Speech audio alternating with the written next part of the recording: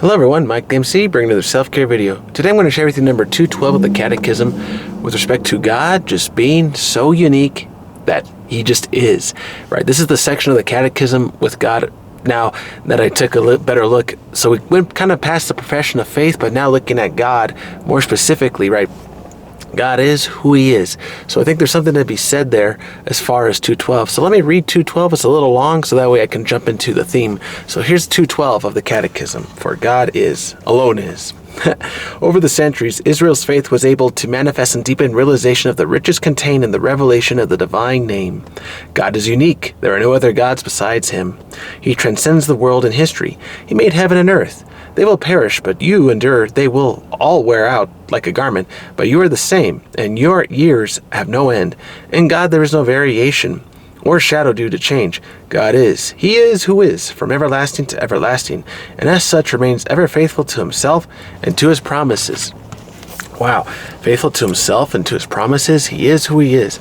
So you think of these other parts about God, and you're thinking, wow, what a constant, pure truth that just always is, right? No matter where we stand in history, no matter who you and I are, what we have accomplished, what we're going to say or do in life, there seems to be something about God that He will communicate with the people throughout the history, but with respect to where civilizations are, where you and I are at in our lives, what we have to do, of course, with our day-to-day tasks, of course, the small to the larger tasks.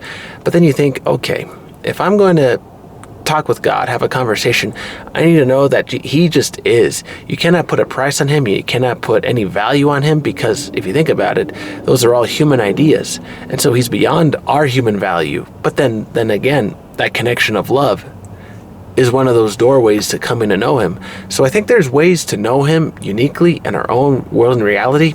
Sharing your perspective in the comments, what you think, coming to know God in your own life. But I think as we come to know bits and pieces of who He is, the puzzle pieces, coming to know Him in different perspectives, I think when we share and talk about God, it really is uplifting.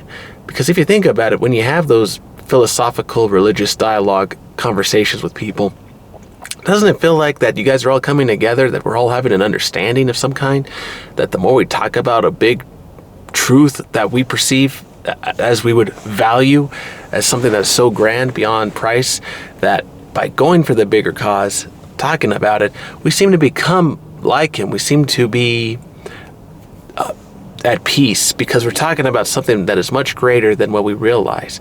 And I think that's kind of part of a humility as well.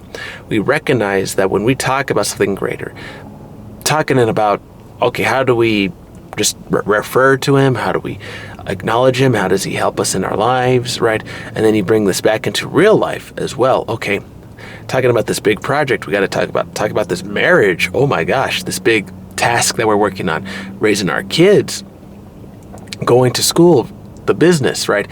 When we talk about the bigger things, doesn't it seem like that we get peace from all that just because we recognize, wow, this is so important. We cannot mess this up. We cannot botch the opportunity. We have to make sure that everything is in order. Like a host for a party, you want to make sure all the steps are planned out.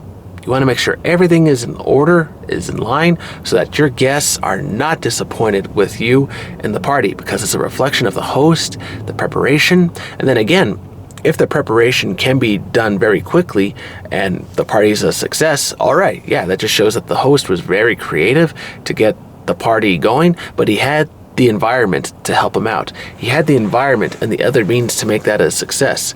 Okay, and so when we talk about God, ask Him, okay, how can I do so well today, Lord, that in my environment, I'm going to work well, help other people and be a success, but then help other people be their own success as well. So how are we going to work together and make use of the environment around us, Lord? That should be a good prayer to reflect on, and I think something to think about. But I hope this one finds you well with the 212 of the Catechism. I hope everyone's going to be okay today. I know Halloween is coming around the corner, and so I know by the time I post this video, when it's uploaded, yeah, it'll be past Halloween. But the point is, at this moment when I speak, it's just like, wow, it's so funny when you talk about the future. But that's part of that humility piece as well. So when we talk about things in the future, they will come to be as they are. And when it happens, it'll be a blessing. And we recognize that and we say, oh, thank you, Lord. You answered my prayer. So He does have a sense of humor.